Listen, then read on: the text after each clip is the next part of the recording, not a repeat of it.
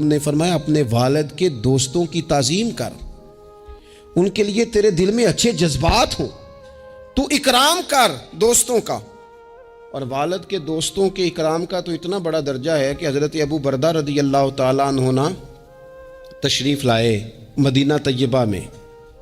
حضرت ابو بردہ مدینہ طیبہ میں تشریف لائے تو حضرت عبداللہ ابن عمر رضی اللہ تعالیٰ عنہ ان سے ملنے پہنچ گئے فٹافٹی۔ مصروف آدمی تھے حضرت عبداللہ ابن عمر، بہت بڑے مفتی تھے، لوگ ہر وقت مسائل پوچھتے تھے، حج کے سب سے زیادہ مسائل انہی کو آتے تھے، اور صحابہ میں ایک بہت بڑا مقام رکھتے تھے۔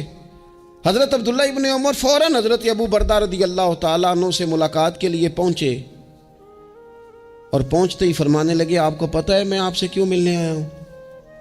حضرت ابو بردہ کہنے لگے میں تو خود بڑا حیران ہوں کہ آپ ایک مصروف آدمی اور آپ ٹائم نکال کر کے میرے پاس تشریف لائے۔ فرمانے لگے اس لیے آیا ہوں کہ میرے والد آپ کے والد کے دوست تھے، حضرت فاروق اعظم کے دوست تھے آپ کے والد، اور یہ صحیح ابن حبان میں یہ لفظ موجود ہیں۔ حضرت سیدنا عبداللہ ابن عمر رضی اللہ تعالیٰ عنہ فرمانے لگے نبی پاک علیہ السلام نے فرمایا ہے کہ جو اپنے والد کی قبر میں ان سے اچھا سلوک کرنا چاہے وہ والد کے دوستوں کے ساتھ اچھا سلوک کرے، وہ اس رویے کو، اس محبت کو قائم کرے، اس چیز پر خاص اہتمام کرے، خاص ذوق دے۔ ہمارے ہاں نا جی ہم جلدی سے مصروف ہو جاتے ہیں اور اپنے دوستوں کو زیادہ ٹائم دیتے ہیں، اپنا آنا جانا، اپنا اٹھنا بیٹھنا، اپنے شب و روز ان میں ہم زیادہ وقت گزارتے ہیں۔ کرنے کا کام یہ ہے کہ تھوڑا ٹائم نکال کے، تھوڑی فرصت دیکھ کر اس پر تھوڑی توجہ دی جائے۔ اسی طرح معروف روایت سیاستہ میں موجود ہے، حضرت مالک بن دار کہتے ہیں کہ میں حضرت عبداللہ ابن عمر کے ساتھ جا رہا تھا تو میں نے دیکھا ایک بدو ننگے پاؤں اور ننگے سر آ رہے ہیں۔ حضرت عبداللہ ابن عمر نے فٹافٹ انہیں اپنی سواری بھی دے دی، سیاستہ سے حدیث عرض کر رہا ہوں، سواری بھی دے دی اور پگڑی بھی دے دی۔ فرماتے میں نے عرض کی حضرت عبداللہ ابن عمر سے کہ حضور یہ بدو ہیں گے تو تھوڑے سے نذرانے پہ بھی خوش ہو جاتے، آپ کوئی عام معمولی سا تحفہ بھی دیتے تو راضی ہو جاتے، اور آپ نے پگڑی بھی دے دی اور گھوڑا بھی دے دیا۔ حضرت عبداللہ ابن عمر کہنے لگے یہ کوئی عام آدمی نہیں، یہ میرے والد کے دوست ہیں، اور والد کے دوستوں سے محبت کرنا یہ ہمیں رسول رحمت نے سکھایا ہے، کیونکہ اصلاں نال جے نیکی کریے تو نسلاں تاک نہیں بھول دے۔ محبتوں کو قائم رکھنا، ان کو دوام دینا۔ ہمارا تو چچا کے ساتھ سلوک نہیں رہتا، توجہ نہیں رہتی۔ ہم نے اصالِ ثواب کا جو مفہوم بنا لیا ہے وہ بڑا گڑبڑ ہے۔ اگر تو کسی کے پاس بہت زیادہ پیسے ہوتے ہیں تو وہ اصالِ ثواب کی محفل ویسے ہی ایک سیاسی اجتماع بن جاتی ہے، اور جو عام لوگ ہیں ان کا زور کہیں نہیں چلتا تو چلو مسجد میں تو چلتا ہی ہے نا، وہ آ کے کہتے ہیں مولوی صاحب کو کہ بچے بھیج دیں اور پورا قرآن پاک پڑھانا ہے ہم نے۔ بھئی نبی پاک علیہ السلام نے تو فرمایا جتنی دیر دل جمے اتنی دیر پڑھو، آپ نے کیوں پابند کیا پورا پڑھنے کا؟ اور پھر اللہ تبارک و تعالیٰ اگر معاف فرمانے پہ آئے، وہ تو پتر بسم اللہ بھی پڑھے تو اللہ باپ کو معاف فرما دیتا ہے۔ شرط یہ ہے کہ خلوص ہو، وہاں تو معیار دیکھا جاتا ہے، مقدار تھوڑی دیکھی جائے۔ تو اصالِ ثواب تو یہ ہے کہ آپ ضرورت دیکھیں کس چیز کی ہے۔ ہمارے ہاں منوں کے حساب سے کھانے پک جاتے ہیں، بڑی بڑی لمبی دعوتیں ہوتی ہیں، بڑا کچھ ہوتا ہے، لیکن جو ضرورت ہوتی ہے، ضرورت کو ہم نہیں دیکھتے۔ اگر آپ کوئی اور کام ضرورت کا کرا دیں نا، کروڑوں روپیہ آپ نے لگا دیا ختمات پہ اور فلاں پہ، اور جس قبرستان میں آپ نے والد کو دفن کیا اس میں تو غریبوں کے لیے مزید جگہ ہی نہیں دفن کرنے کی، تو یہ اچھا اصالِ ثواب نہیں تھا کہ قبرستان کی جگہ بڑھائی جاتی، یہ اچھا اصالِ ثواب نہیں تھا کہ مسجد کا ماحول دیکھا جاتا، علاقے کے غرباء پر نظر کی جاتی، وہ لوگ جو بیچارے قرض کے نیچے آ کے پوری طرح دب گئے ہیں، نفسیاتی مریض ہو گئے، ان غریبوں کو دیکھا جاتا، یہ اصالِ ثواب نہیں تھا۔ آپ دیکھیے حضرت سعد رضی اللہ تعالیٰ عنہ نے حضور کی بارگاہ میں عرض کی یا رسول اللہ صلی اللہ تعالیٰ علیہ وآلہ وسلم، میری ماں ایک غلام آزاد کرنا چاہتی تھی، اگر میں ان کی طرف سے وہ غلام آزاد کر دوں۔ موطا امام مالک میں روایت موجود ہے، اب غلام آزاد جب آپ کر دیتے تھے نا، آج کل تو غلام بکتے نہیں، لیکن ایک قسم غلامی کی آج بھی ہے، بتا دوں آپ کو، وہ جو بندہ ایڈوانس نہیں لے لیتا بیچارہ 4 لاکھ روپیہ، پھر اس کو تنخواہ بھی پوری نہیں ملتی، پھر اس کی جان بھی نہیں چھوٹتی، وہ کہیں اور جا بھی نہیں سکتا۔ بھئی آپ ایڈوانس دیں گے کسی کو، اس کو خرید تو نہیں نہ لیں گے، اس کی مجبوری تو نہیں نہ خریدیں گے, اللہ کو ناراض تو نہیں نہ کر لیں گے. آپ ایڈوانس دیں لیکن پھر اسے تنخواہ بھی تو اتنی دیں جتنی معاشرے میں روٹین سے ہوتی ہے. یا رسول اللہ اگر میں غلام آزاد کر دوں اپنی ماں کی طرف سے, چل تو بھی کسی کو ایڈوانس معاف کر دے ماں باپ کی طرف سے, چل تو بھی کسی کو چھوڑ دے قرضہ ماں باپ کی طرف سے, چھوڑ دے, کچھ نہیں ہوتا.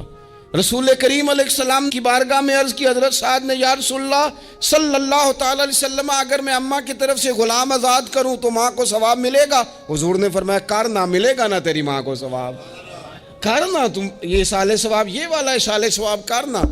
حضرت سعد رضی اللہ تعالیٰ عنہ نے ایک مقام پر یہ بھی عرض کیا تھا, ابو داؤد شریف میں موجود ہے کہ یا رسول اللہ صلی اللہ تعالیٰ علیہ وسلم میری ماں کا انتقال ہو گیا, ان کی طرف سے کچھ کرنا چاہتا ہوں, کیا کروں؟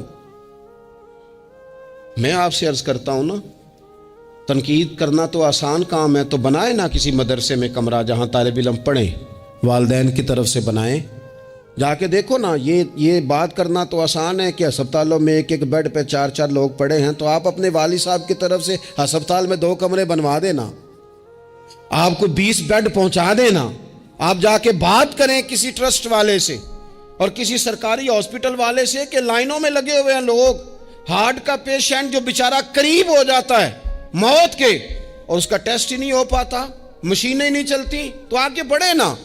کیا یہ کام نہیں ہے دور بیٹھ کر تنقید کر دینا اور تھوڑی دیر تبصروں کا مزہ لے کے چپ کر دینا؟ یہ تو کوئی بھی کر لے گا, لیکن عملی اقدام کس نے کرنا ہے؟ حضرت سعد نے عرض کی حضور اماں چلی گئی ہے, ان کے لیے کیا کروں؟ تو شارحین حدیث کہتے ہیں شاید میٹھے پانی کے کنووں کی بعض جگہوں پہ کمی تھی, کریم نے فرمایا پانی کا احصال ثواب کر. حضرت سعد نے اماں کی طرف سے پورا کنواں کھدوایا اور حضور نے نام رکھا, فرمایا یہ سعد کی ماں کے نام کا کنواں ہے, تو کر دیں اماں جی کے نام پر کوئی خیر کا کام. اگر اور کچھ نہ ہو سکے تو اگر گلی ہم نے تنگ کر دی ہے نا, تو ابا جی کی طرف سے وہ کشادہ کر دیں, اس کا بھی ثواب ہوگا انشاءاللہ. 4 فٹ جگہ چھوڑ دیں تاکہ لوگوں کو آنے جانے میں آسانی ہو. جہاں جہاں آپ لوگوں کے لیے خیر کریں گے اس پہ اللہ اجر عطا کرے. تو احصال ثواب کی یہ والی صورتیں بھی اختیار کریں. پھر ٹائم نکال کر والدین کی قبر پر جائیں اور وہاں حاضری دیں. جو لوگ مزارات پر جانے کے شوقین ہیں وہ ضرور جائیں, میں بھی جاتا ہوں. اور میں آپ کو پہلے بھی کہہ چکا ہوں, میں داتا صاحب رحمۃ اللہ علیہ کبھی بھی اس طرح نہیں گیا کہ میں جلسے پہ گیا ہوں, محفل پہ گیا ہوں, کسی کام گیا ہوں تو حاضری دے لوں. میں سمجھتا ہوں یہ ٹھیک نہیں ہے. میں تو داتا صاحب اسپیشل جاتا ہوں, میں تو حضرت بابا صاحب بھی جب جاتا ہوں تو اسپیشل جاتا ہوں, اور میں جاتا بھی ہوں تو ان کی خدمات دینیہ کو, ان کی عظمتوں کو سلام کرنے جاتا ہوں. میں تو فیوزات روحانیہ کے لیے جاتا ہوں, ایز اے خاص جاتا ہوں, حاضری دیتا ہوں. یہ بڑا کمال بات ہے. لیکن آپ کو ایک بات عرض کروں, یہ اللہ والوں کے مزارات ہیں, ان پر ضرور جانا چاہیے. لیکن ایک بات یاد رکھنا, ہر بیٹے کے لیے اس کے باپ کی قبر مزار ہے, ہر بیٹے کے لیے اس کی ماں کی قبر مزار ہے. اس پر بھی حاضری دو. حاضری کا مزاج بناؤ. یہاں جا کر کے نا حاضری دے کے آؤ. میں قبرستان سے نکل رہا تھا تو ایک دوست نے مجھے کہا کہاں ہیں؟ میں نے کہا میں اپنے والد صاحب کی قبر پہ حاضری دے کے آ رہا ہوں. کہنے لگے ان کا مزار کہاں ہے؟ میں نے کہا وہ آپ کے لیے تو کوئی روایتی مزار نہیں ہے, وہ میرے لیے مزار ہے, کیونکہ میرے والد ہیں نا, وہ راضی ہوں گے تو رب راضی ہوگا. والدہ کے لیے نبی پاک نے فرمایا اس کے پیروں کے نیچے جنت ہے, تو جس کے پیروں کے نیچے تیری جنت ہے بتاؤ اس کی قبر تیرے لیے مزار نہیں؟ اس کی قبر تیرے لیے باعث فیوز و برکات نہیں؟ تو نبی پاک صلی اللہ علیہ وسلم نے فرمایا ایک روایت میں, جو ہر جمعے والے دن اپنے والدین کی قبر پہ جائے گا اللہ تبارک و تعالی جانے والے کی بھی بخشی فرما دے گا. تھوڑا سا نا مخصوص سا ٹائم نکالیں, کچھ تھوڑا سا ارادہ کریں, حاضری کا پروگرام بنائیں. ایک بات اور عرض کرنی ہے یہاں, اس کو میں بڑا ضروری سمجھتا ہوں آخر میں آپ کی خدمت میں عرض کرنا. ایک بات اچھی طرح سے طے کر لینا, کچھ چیزیں ایسی ہوتی ہیں جو ادھار ہوتی ہیں, کچھ ایسی ہوتی ہیں جو نقد ہوتی ہیں, بالکل نقد, ان میں ادھار نہیں ہوتا. وہ کہتے ہیں نا جی ہم جی ادھار کا کاروبار نہیں کرتے, ہمارا سارا کاروبار کیش کا ہے. ہم بالکل ایک ہاتھ دے دوسرے ہاتھ لے، ہمارا یہ سلسلہ ہے، ہم بالکل جو ہے نا کسی قسم کا کریڈٹ پہ نہیں چلتے۔ میں آپ سے عرض کروں، نبی پاک علیہ السلام نے فرمایا کسی جرم کی سزا اللہ تعالیٰ دنیا میں نہیں دیتا اتنی جلدی۔ بہت ساری سزائیں رب نے روک دی ہیں، قیامت کو دی جائیں گی۔ اللہ تعالیٰ سب سزاؤں سے ہمیں محفوظ فرمائے، لیکن فرمایا والدین کی نافرمانی ایسا جرم ہے جس کی دنیا میں بھی سزا ملتی ہے، دنیا میں بھی یہ طے ہے۔ حضور علیہ الصلوۃ والسلام نے کبھی کسی شخص کے لیے دعائے ضرر نہیں کی۔ حضور نے تو کبھی یہ بھی نہیں کہا، جو پتھر مار رہے تھے کہ یہ تباہ ہو جائیں، برباد ہو جائیں، ان کی ناک خاک آلود ہو جائے، لیکن سیڑھیاں چڑھتے ہوئے جو مشہور حدیث ہے، محبوب نے آمین کہا، اور پھر حضرت جبریل نے جب 3 لوگ بتائے تو ان میں ایک بندہ وہ تھا۔ حضرت جبریل امین عرض کرنے لگے، یا رسول اللہ صلی اللہ تعالیٰ علیہ وسلم، جس نے اپنے ماں باپ دونوں یا کسی ایک کو بڑھاپے میں پایا اور پھر ان کی خدمت کر کے جنت حاصل نہ کر سکا، اس کی ناک خاک آلود ہو جائے، تو حضور فرماتے میں نے بھی کہا آمین، ہو جائے، اسے ہو ہی جانا چاہیے۔ یہ شخص اس طرح کا ہے کہ اسے خاک آلود ہو ہی جانا چاہیے۔ کبھی بھی زندگی میں اپنے والدین، کیا ہمیں دعا سکھائی قرآن پاک نے، کہا وَقُلْ رَبِّ ارْحَمْهُمَا كَمَا رَبَّيَانِي صَغِيرًا۔ آپ کہیے، آپ یہ دعا کیجئے کہ اے میرے پروردگار، ان دونوں پر رحم فرما جنہوں نے بچپن میں مجھے پالا، ان دونوں پر رحم فرما۔ اپنے والدین کے لیے اپنے تھوڑے سے دل کو بڑا کریں، کچھ چیزیں اپنی زندگی میں طے کریں، کچھ معاملات اپنی زندگی میں۔ ہمارے ایک استاد تھے گوجرانوالہ میں، نام لیتا ہوں، حضرت مفتی عبداللطیف صاحب رحمۃ اللہ علیہ، یہ حضرت محدث اعظم کے شاگرد ہیں، اور اعلیٰ حضرت کے بڑے صاحبزادے حضرت حجت الاسلام مولانا حامد رضا خان صاحب رحمۃ اللہ علیہ کے یہ شاید واحد مرید تھے ہمارے شہر میں، مفتی عبداللطیف صاحب قادری حامدی۔ گوجرانوالہ میں شاید کوئی شخص ہو جس نے گوجرانوالہ میں پڑھا ہو تو وہ حضرت کا شاگرد یا شاگرد کا شاگرد، یہ ان کی زندگی تھی۔ ان کی والدہ کی بڑی لمبی عمر ہوئی، تو ان کے بعض کلاس فیلو نا، استاد صاحب کہتے ہیں مجھے مذاق کرتے ہیں، وہ کہتے ہیں رات کو محفل پہ آنا ہے، تو استاد جی کہتے ہیں میں امی سے پوچھ کے بتاؤں گا۔ تو کہتے آپ کیا بات کرتے ہیں، اتنی آپ کی عمر ہو گئی، بچے آپ کے بڑے ہیں، پوتے آپ کے، پوتیاں نوازے، اور ابھی بھی امی سے؟ فرماتے اماں بوڑھی ہیں، ضعیفہ ہیں، میں نہیں نہ ہوتا تو پریشان ہو جاتی ہیں، دیر سے آتا ہوں تو سو نہیں پاتی، امی سے پوچھ کر بتاؤں گا۔ او دوستو، یہ لوگ شاید آج اسی لیے ان کے مزارات سے خوشبو زیادہ آتی ہے، شاید اسی لیے لوگ ان کا نام ممبروں پہ لیتے ہیں، جمعوں میں تذکرے کرتے ہیں، شاید اسی لیے ان کے لیے دعائیں زیادہ ہوتی ہیں، شاید اسی لیے ان کی اسناد زیادہ چلتی ہیں۔ کیا میرے رسول کریم نے فرمایا؟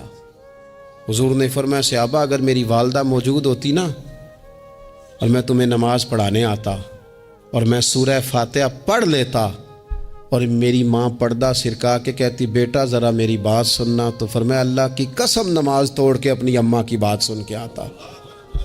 آپ میری بات کو سمجھیں، اس مفہوم کو اپنی زندگی میں پیدا کریں، اور بالخصوص والدین رخصت ہو جائیں تو پھر تو زیادہ حق بنتا ہے کہ ہم تھوڑا اور زیادہ محتاط ہو جائیں۔ عرض یہ کرنا چاہتا تھا کہ جتنا ذکر آپ کے بچے آپ کے منہ سے اپنے والدین کا سنیں گے، اتنا ہی وہ کل آپ کا کریں گے۔ جتنا وہ آپ کے ساتھ آپ کے والدین کی قبروں پہ جائیں گے، اتنا ہی کل کو وہ آپ کی قبر پہ جائیں گے۔ جتنا وہ آپ کو دیکھیں گے اپنے والدین کے لیے اصال ثواب کرتا، اتنا ہی وہ آپ کے لیے کریں گے۔ یہ جو ہم کہتے ہیں نا بچے بعد میں دے دیں گے، پتر اتنے پیسے دے دینا میرے والوں، کوئی نہیں دینے انہوں نے، اس لیے کہ انہوں نے آپ کو اپنے والدین کی طرف سے کوئی صدقہ کرتے نہیں دیکھا، تو وہ آپ کی طرف سے کیوں کریں گے جی؟ یہ تو رواج ہے جو آپ نے ڈالنا ہے تو یہ گھر میں ڈل جانا ہے۔